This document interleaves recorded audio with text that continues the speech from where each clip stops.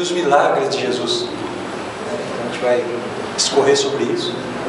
Vocês já poderiam questionar a gente aí, mas o Espiritismo acredita em milagre? Vamos esperar um pouco, já vou falar para vocês. Então a gente não tem como a gente falar de milagre sem a gente falar de ciência, e como a ciência enxerga isso.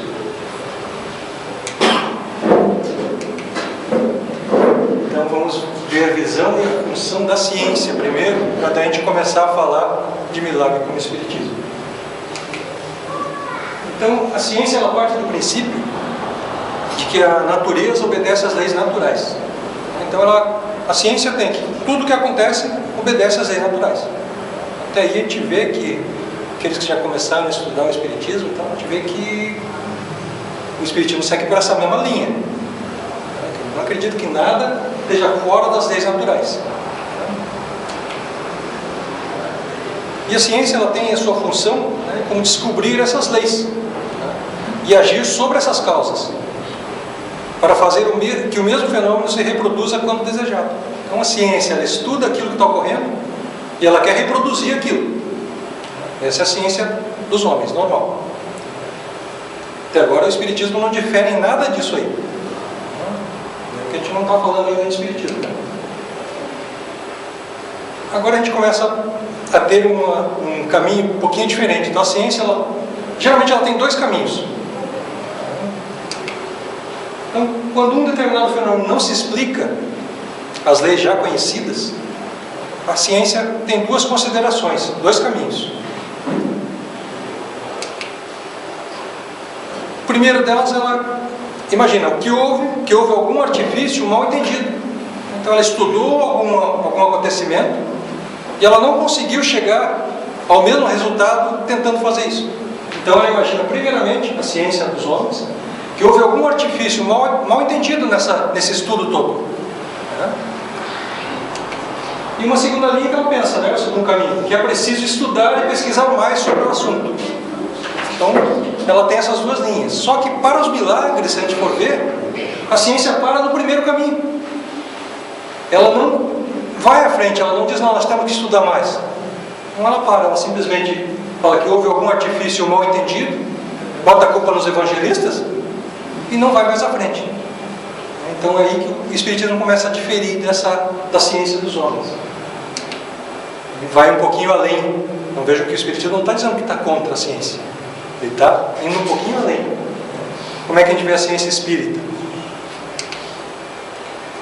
Então ela difere da ciência oficial por acreditar que as leis atuam também sobre a parte espiritual da criação.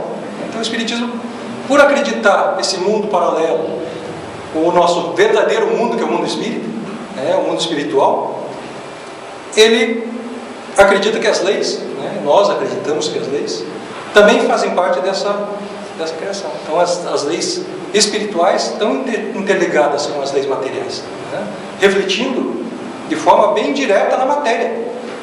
Então a ciência espírita já vai um pouquinho além da ciência natural.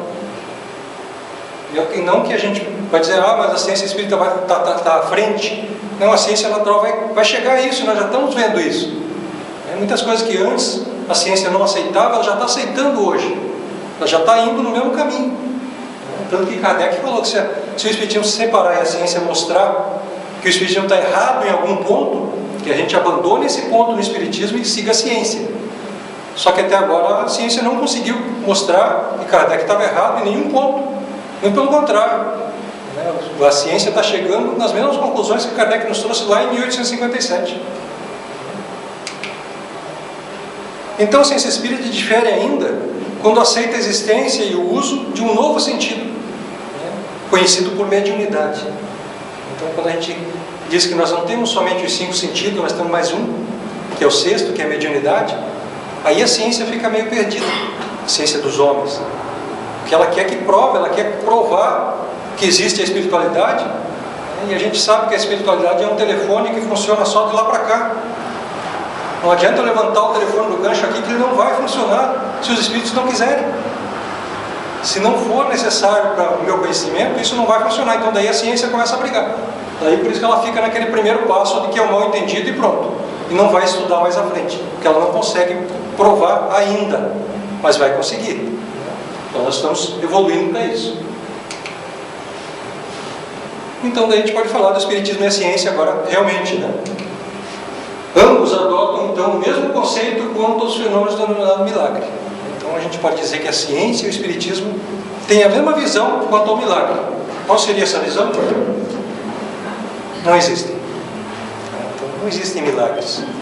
Não existe alguma coisa que a gente não conseguiu provar ainda, mas que nós vamos conseguir mais à frente. E eles já estão sendo provados, né? Vários milagres, se a gente for ver, né? O Lázaro, né? Filho de Lázaro, que estava em cataléptico, não, estava sendo velado, de Jesus chegou, né? Falou, levanta-se, né? E ele levantou-se. Então não trouxe ele da morte de volta, ele não estava morto.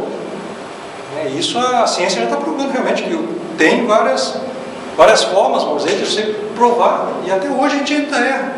Tem até aquela parte interessante, eu estava lendo, que tem, como é que é o salvo pelo gongo, né? aquele ditado de salvo pelo gongo. Isso veio lá na Idade Média, lá quando muitas pessoas eram enterradas, e daí quando precisavam mexer, porque eram enterradas no quintal, para enterrar outro tal, viam que estava virado, ou que o caixão estava arranhado, então elas perceberam, pô, mas não estava morta quando foi enterrada.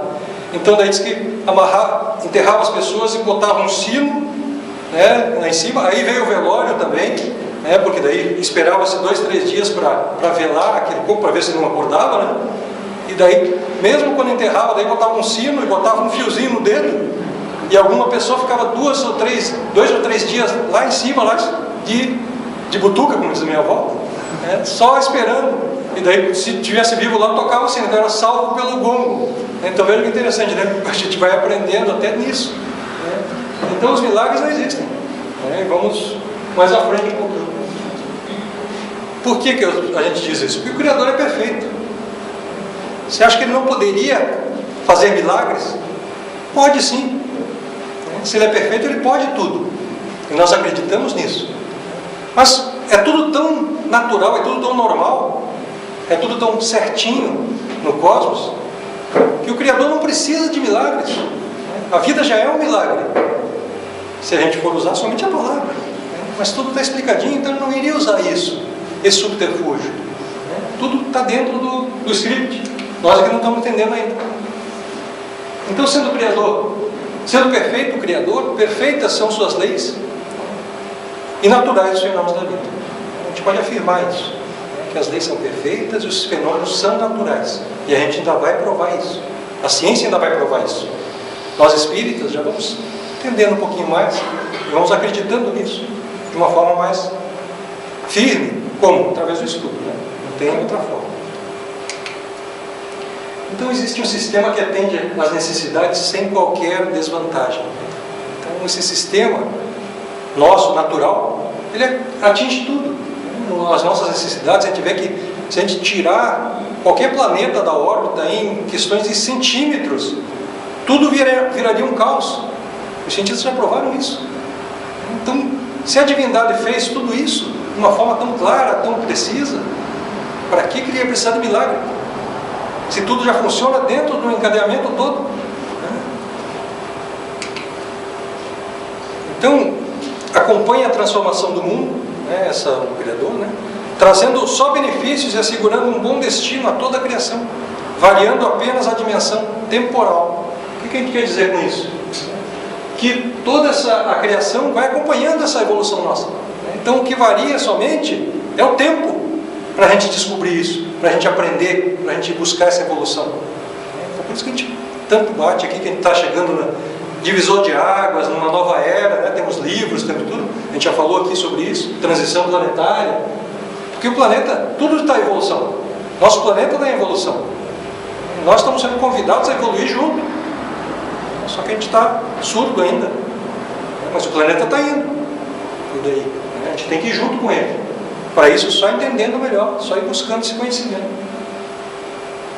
Senão a gente vai ficar acreditando em milagre. Então, e as primeiras explicações, como que vieram? O Espiritismo veio dar, então, essas primeiras explicações. Veja que eu não estou falando que o Espiritismo veio explicar tudo, não. E Kardec não falou isso. Ele veio mostrar um pouquinho, a ponta do iceberg. Então ele veio dar as primeiras explicações sobre a lei de ação e reação, né, que faz repercutir em cada um em cada um dos seus próprios atos e pensamentos. A lei de cooperação, a lei de sintonia, a lei de progresso, a lei de justiça, por aí vai. Então, se a gente pegar só a lei de ação e reação, a gente já começa a entender um pouquinho mais esse mundo. E senão a gente vai ficar, mas se não tem milagre, não tem, se tudo é certinho, por que eu sofro? Por que meu vizinho tem mais que eu? Por que a criança morre em eternidade? Por que aquele outro que não era tão bom não morreu? Então daí a gente começa a se questionar isso. Se a gente não tiver consciência dessa lei de ação e reação, que eu estou somente colhendo aquilo que eu plantei, se não foi agora, foi mais tarde, foi anteriormente, em outra vida. Mas o Espiritismo nos diz também que a gente não pode ficar botando a culpa em outra vida, que a gente está errando muito agora, a gente já está colhendo agora muita coisa que a gente está plantando, que a gente plantou agora, ontem, a gente já está colhendo. Não vamos ficar também botando a culpa não lá atrás. É claro que nós temos muitos erros para ir buscar, mas a gente precisa começar a trabalhar nos pequenos erros que a gente já está notando aqui.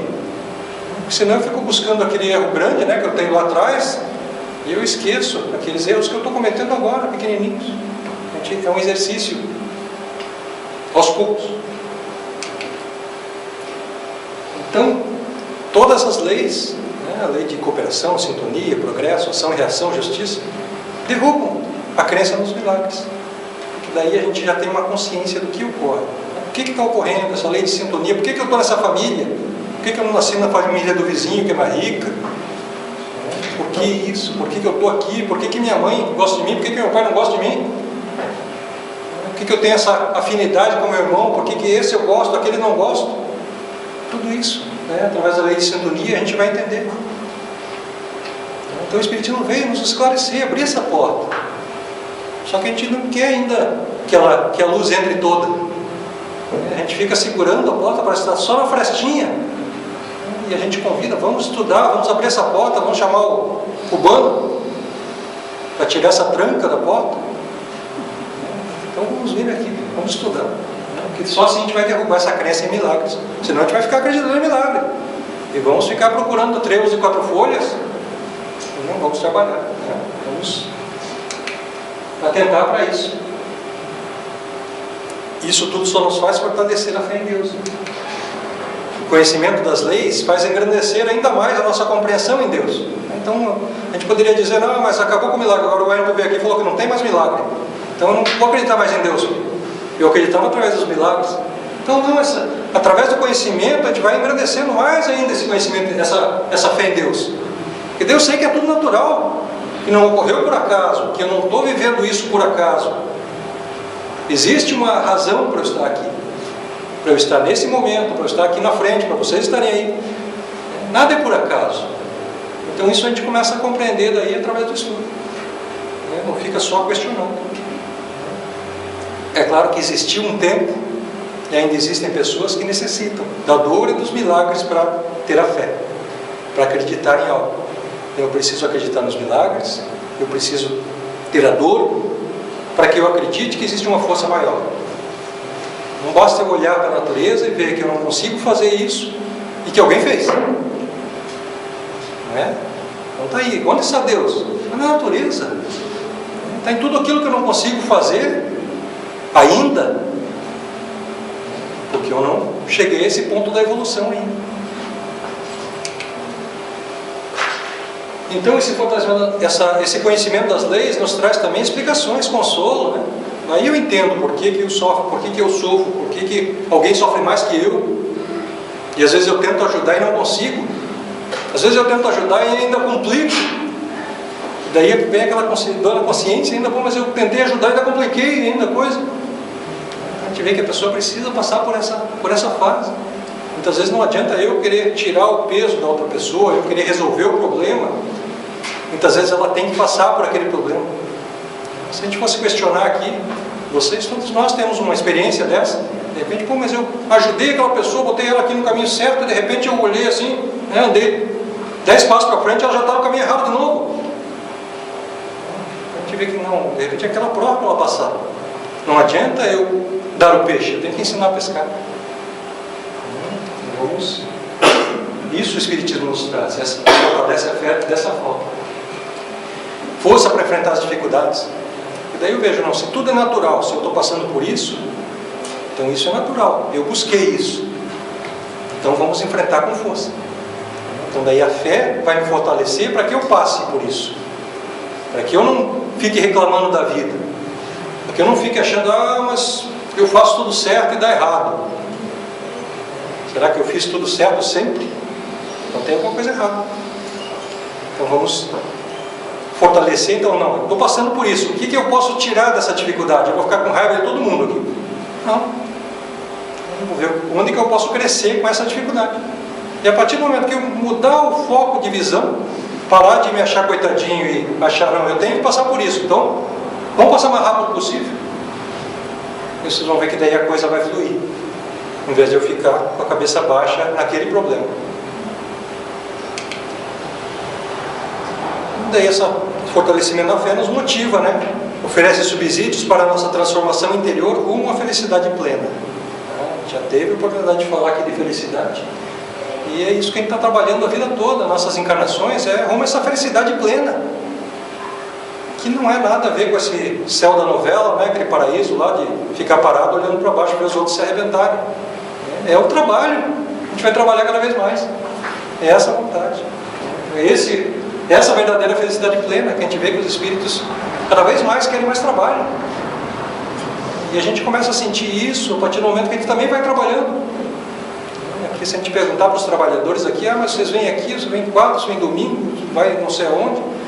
Se a gente perguntar, mas isso não te cansa? Não, isso fortalece. Porque a gente está buscando algo. Então, e esse convite, a gente não está aqui guardando, não é uma sociedade fechada, só nós podemos fazer isso. Não. Nós estamos convidando vocês também. Vamos fazer juntos? Cabe a cada um.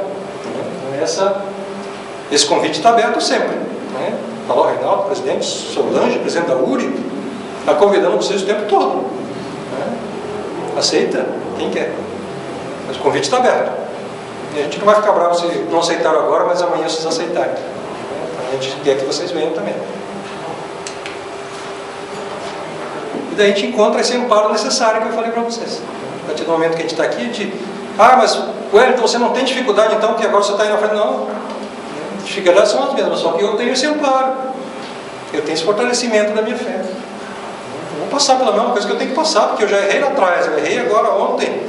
Eu tenho que buscar esse refazimento da minha caminhada de acordo com o caminho do bem. Então, se eu errei ontem, eu tenho que reparar isso.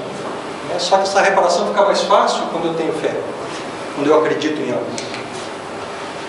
Historicamente, então, o homem sempre necessitou do amparo da dor ou do fenômeno surpreendente para acreditar em Deus. Então, isso é histórico. Em si mesmo e nas forças naturais do universo que escapam aos exames dos sentidos comuns. Então, como a gente não entende, muito tempo já, o que a gente fazia? Botava na isso é milagre, coisa de Deus. E daí quando as crianças perguntam, mas o que é isso? A gente fala, isso é Deus. É assim mesmo. Por que é isso? Porque é assim. Porque Deus quer. E não serve mais para a gente esse Deus quer. Não servia, porque a gente veio para cá, para o Espiritismo, que não serve mais. Então vamos buscar. Eu não vou dizer para vocês também o que Deus quer. Vamos estudar. Muitas vezes eu não sei. Muitas vezes eu vou responder para vocês o que Deus quer. Porque Deus quer que a gente estude. Que a gente vá buscar esse conhecimento. Então vamos em busca disso. Por isso, então, os milagres têm tido um papel relevante na transformação moral do homem. A gente não está aqui dizendo que os milagres não, como são falados, os milagres não tiveram seu ponto forte. Não tem seu ponto forte para muitas pessoas que ainda não encontraram o Espiritismo e não tiveram vontade de vir aqui e não estão no momento de estar aqui. Então os milagres ainda têm esse papel relevante nessa transformação moral das outras igrejas.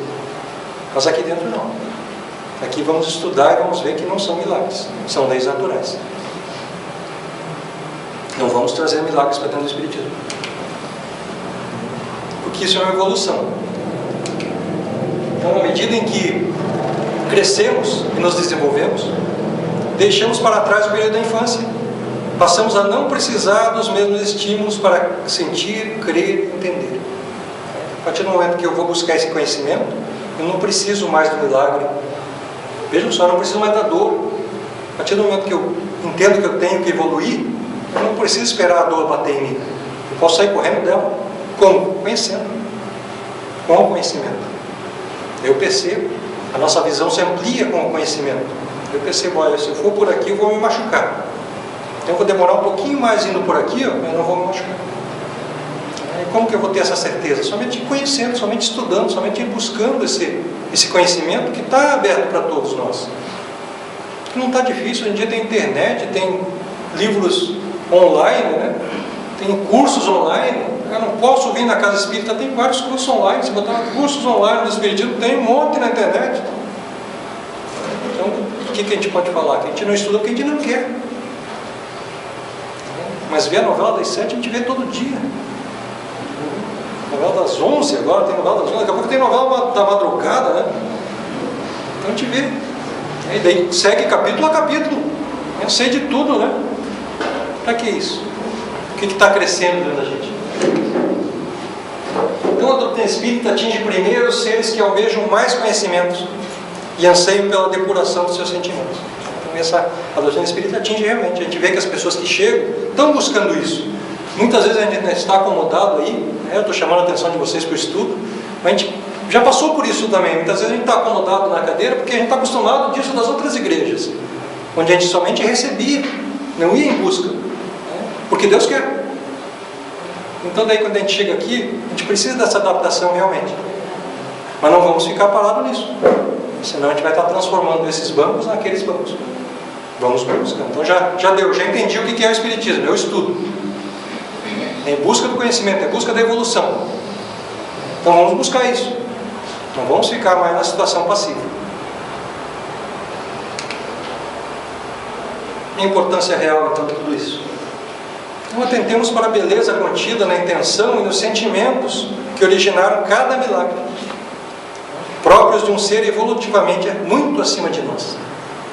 Então vejam que esses milagres, né, ditos milagres nos evangelhos, os 38 que estão lá nos evangelhos, daqui a pouco a gente vai passar por eles, eles têm toda essa linhagem. E a gente tem que olhar dessa forma. Por que Jesus fez dessa forma? Qual foi a mensagem que ele quis passar com essa atitude? É assim que a gente deve olhar os milagres. Como eles foram produzidos, tem importância secundária face ao que eles podem significar e ensinar sobre a natureza espiritual do homem. Então vejam que, como ocorreu, a gente vai explicar daqui a pouco. Mas é importante saber que a gente pode fazer igual. Então, ao nosso alcance também isso. Basta que a gente evolua. A gente vai buscar essa evolução. É claro que se eu falei que são 38 milagres, eu vou mostrar aqui para você. Eu não vou bater todos eles, senão o Solange é que me bate. E o Reinaldo também. Então a gente vai passar aqui a lista. Depois, se vocês quiserem bater em cima deles todos, né, no olho, eu vou colocar lá no meu blog. Fazendo minha propaganda aqui, né? Botar lá no Google Wellington de Paranaguá, vai ter o meu blog daqui uns 2, 3 dias, vai estar lá. Vai estar essa palestra também. Lucas apresenta então o maior número de milagres. 25. Talvez por seu interesse em medicina, João relata apenas 10. Então Lucas tem 25 milagres lá, relatados no Evangelho de Lucas. E João apenas 10. A maior parte dos milagres são curas. Somente 2 são relatados nos 4 evangelhos. 13 aparecem em 3 evangelhos, 9 em 2 evangelhos e 14 apenas em 1 evangelho. E aqui eu vou passar bem rapidinho para vocês, senão a gente toma todo o tempo. Eu tenho uma historinha para contar. Então a gente tem lá os fenômenos com a natureza, né? São os 8 primeiros ali, ó, tem a multiplicação de pães, tem onde que tal, tem lá Mateus, Marcos, ó, multiplicação de pães tem nos 4 evangelhos, né? A gente tem ali, ó, tem lá embaixo, transformação da água em vinho, só tem no Evangelho de João. Então vejam que, ali, ó, lá nos 4 lá. Então a gente vê que tem, aí só tem 8, né? Tem mais 3, fenômenos com Jesus, qual a ressurreição ali, ó. 4 evangelhos falando da ressurreição, hein? Vejam só o Espiritismo aí em cima já. Curas. Então, como a gente tem milagres de cura, né? 16 curas. E olha essa quantidade grande aqui, nos 3 evangelhos, né? E depois vai diminuindo um pouquinho, escasseando aqui para baixo. Exorcismos, ó. A gente tem bastante também. Exorcismo com cura. Aqui. Voltar à vida, ó, o Espiritismo aqui, ó. Filha de Jairo, tem os 3 evangelhos. Né? Lázaro só João fala. Então vejam que a gente tem tudo isso para ler, para estudar, para entender, para ir buscar esse conhecimento. Mas enquanto a gente não acreditar que nós podemos, que nós temos que buscar isso, a gente vai ficar parado. Então nós temos que começar a ir buscar tudo isso, tem tudo isso para a gente estudar, e a gente tem que começar a buscar. Tem uma historinha que se encaixa bem para essa nosso tema. Um senhor que estava viajando para Nova York, o senhor Glenn, e numa parada para troca de avião tinha um recado que havia um telefonema para o senhor Glenn. E ele se dirigiu até o balcão e tal, ele viu que a pessoa estava procurando desesperadamente o senhor Glenn, perguntando a todos quem era o senhor Glenn. E ele chegou, eu sou o senhor Glenn, ele falou, então o senhor siga comigo, houve um problema na sua casa, eu não sei o que é, mas foi alguma coisa séria, e eu vou lhe passar um telefone e o senhor vai ligar. Então, quando ele ligou, já caiu direto no telefone de um hospital e passaram ele para a área de traumatologia. Ele soube que o filho dele, de 3 anos, Brian, havia ficado preso embaixo da porta da garagem, bem no peito, em cima do osso externo, e a esposa, quando o encontrou, ele estava morto. Só que daí o vizinho, que é médico, havia feito respiração artificial e chamado os bombeiros, e eles, quando ele ligou, ele já havia sido revivido, estava sedado, mas já sabiam que ele tinha passado por aquela parte, vamos dizer que não iria perecer devido à porta da garagem, mas que ele poderia ter sequelas. Primeiro pensaram em sequelas do coração, daí logo depois descartaram, e então falaram, não, mas pode haver ainda sequelas, porque houve parada, né? Então, no cérebro. Mas isso também foi descartado 12 horas depois, quando o Brian acordou e já pediu para ir para o colo da mãe. Então já descartaram também essa sequela. Então, 3 dias depois, eles estavam indo para casa com o Brian totalmente recuperado, e aquilo uniu mais a família, viu mais 2 filhos, eles comentam que a família ficou mais unida, porque a morte bateu a sua porta, e as famílias se uniram, então os irmãos estavam mais amorosos, os pais estavam mais unidos. Mas a história não acaba aqui. 1 mês depois, Brian acorda do seu soninho da tarde, às 3 horas, e fala para a mãe, mãe, senta aqui, eu tenho que contar uma coisa muito importante para você. Só isso aí já assustou a mãe, por causa que ele tinha 3 anos. A gente sabe que crianças de 3 anos não formam frases assim tão longas e tão bem certinhas, são monossilábicos, né? Ou monossílabos, falam através de monossílabos. Então, ela já ficou meio assim. E ele falou, lembra aquele dia que eu fiquei preso embaixo da porta da garagem? Ela falou, lembro. Sabe que aquele dia, quem me salvou foram os pássaros. Ela falou, mas pássaros, filho? É os pássaros. Eles vieram quando eu estava embaixo da porta da garagem. Um deles ficou comigo, conversando para me acalmar. E outro foi chamar você. Então você veio. Ela falou, mas daí ela percebeu, uma criança de 3 anos não tem nenhuma consequência ou nenhuma imagem do que é morte. O que ela viu foram seres alados que estavam ali, não estavam voando. Então, o que ela tinha ideia para coisas que voam? Pássaros. Então nada mais era do que espíritos que vieram e que ele estava enxergando. E daí ele continua, ele fala, e quando você veio, né, e viu a criança embaixo da porta da garagem, e daí ela falou assim, mas a criança? É, a criança. E você veio e falou para ela não ir embora, que ela ficasse se pudesse. E ela falou, mas ela teve um baque, porque ela falou exatamente aquilo, mas ela sussurrou, ela ajoelhou-se ao lado e falou, Brian, não vai embora, fique conosco. E ele falou exatamente aquelas palavras. E ele continuou, né? Mas a criança então foi levada junto, e daí ela percebeu que ele estava de cima olhando o corpo que estava embaixo, o corpo inerte.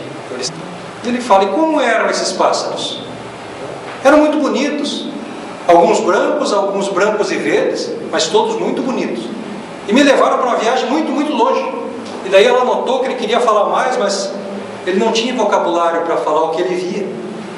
Então ela foi conseguindo tirar alguma coisa dele a mais. E ele falou: eu fui para muito longe, vi muitos pássaros. Existem muitos pássaros em volta da gente, o tempo todo, nos ajudando. A gente é que não escuta, mas eles estão ao nosso lado, a gente não vê, mas eles estão aqui. E daí, Brian? Daí os pássaros falaram que estava na hora de eu voltar, que eu não podia ficar lá. Apesar de eu ter gostado tanto, eu não podia ficar lá. Eu tinha que voltar para contar para todo mundo dos pássaros e jogar beisebol. Então, eu tive que voltar. Daí quando eu voltei, a criança já estava numa maca, sendo levada para uma ambulância. E os espíritos falaram: você tem que ir junto, nós vamos estar com você. E assim, eu fui junto, nessa maca. E os espíritos, antes disso, me falaram que todos nós temos um plano. Você tem um plano, mamãe, papai tem um plano, eu tenho um plano. Nós temos que vir aqui para fazer esse plano, para cumprir esse plano. Que os espíritos, melhor dizendo, os pássaros, né? Eles estão aí para nos ajudar. Eles estão nos intuindo para que a gente siga esse plano. Então esse plano ele está traçado. E nós temos que ir.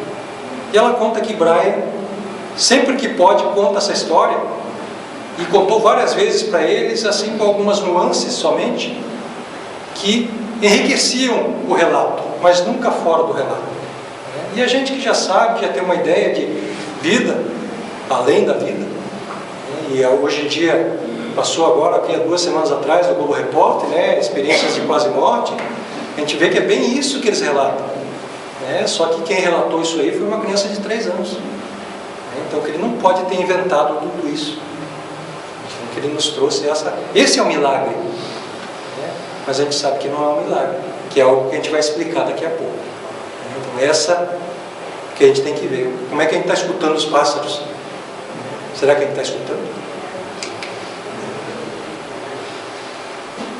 Então a gente vê lá na Gênesis, capítulo 13, item 15, Kardec faz esse questionamento: faz Deus milagres?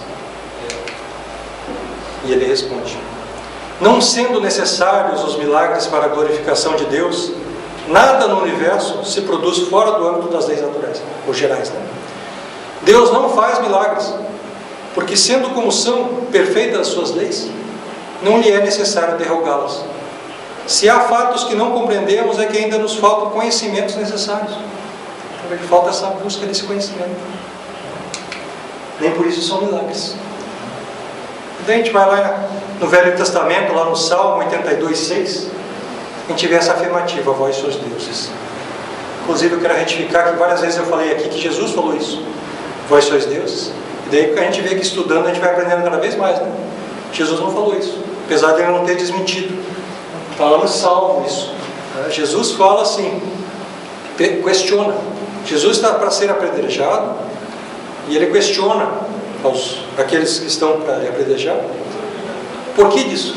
Se ele estava só fazendo o bem, se ele falava e fazia o bem em nome de um Deus. Eles falam: por causa disso, que se blasfema e fala que é filho de Deus.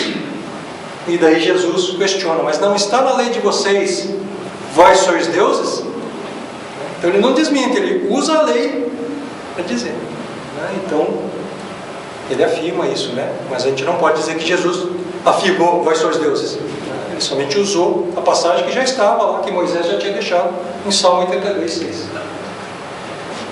Então os milagres ainda nos encantam, particularmente os ocorridos pela influência de Jesus. Natural isso, para que nos desperte essa vontade de entender isso. Fascina ler e estudar esses fenômenos, procurando descobrir suas causas, as leis que os regem, sabendo que eles estão disponíveis para todos nós, aguardando a nossa capacitação. Então todos nós podemos fazer isso. Então isso sim, nós podemos fazer. Basta que a gente aprenda. Jesus estava muito à frente da gente, por isso conseguia fazer de uma forma tranquila e clara todos os milagres que fez, para nos esclarecer, para que a gente hoje, 2011, ainda esteja aqui falando dele. enquanto todos aqueles que estiveram com ele, a gente lembra bem pouco. Então ele deixou sua marca. Tanto é que eu não conheço ninguém que dividiu o tempo em dois, né? Antes dele e depois dele. Pessoal, isso está lá na... que não era para fazer isso, mas agora já fez. Essa bibliografia está lá, né? Vai estar no blog daqui a pouco, e a gente tem que estudar. A mensagem é essa: a gente tem que buscar esse conhecimento. Vamos parar de acreditar em milagres que ocorrem por acaso. Os milagres que a gente chama milagres nada mais são do que leis naturais que a gente vai entender um dia, e que a gente já pode começar a buscar esse conhecimento hoje. Vamos estudar. Muito obrigado pela atenção. Vamos fazer a nossa oração. Pai nosso que estais no céu, na luz dos sóis infinitos, Pai de todos os aflitos deste mundo de escasseus, santificado, Senhor, seja o teu nome sublime, que em todo o universo exprime concórdia, ternura, amor. Venha ao nosso coração o teu reino de bondade, de paz, de claridade, na estrada da redenção. Cumpra-se o teu mandamento, que não vacila, não erra, nos céus como em toda a terra, de luta, de sofrimento. Livra-nos de todo mal, mas dai-nos o pão no caminho, feito na luz, no carinho do pão espiritual. Perdoa-nos, meu Senhor, os débitos tenebrosos dos passados escabrosos, de iniquidade e de dor. Auxilia-nos também os sentimentos cristãos a amar os nossos irmãos que vivem longe do bem. Com a proteção de Jesus, livra nossa alma do erro, nesse mundo de desterro, distantes da vossa luz. Que a nossa ideal igreja seja o altar da caridade, onde se faça a vontade do vosso amor. Que assim seja. Muito obrigado.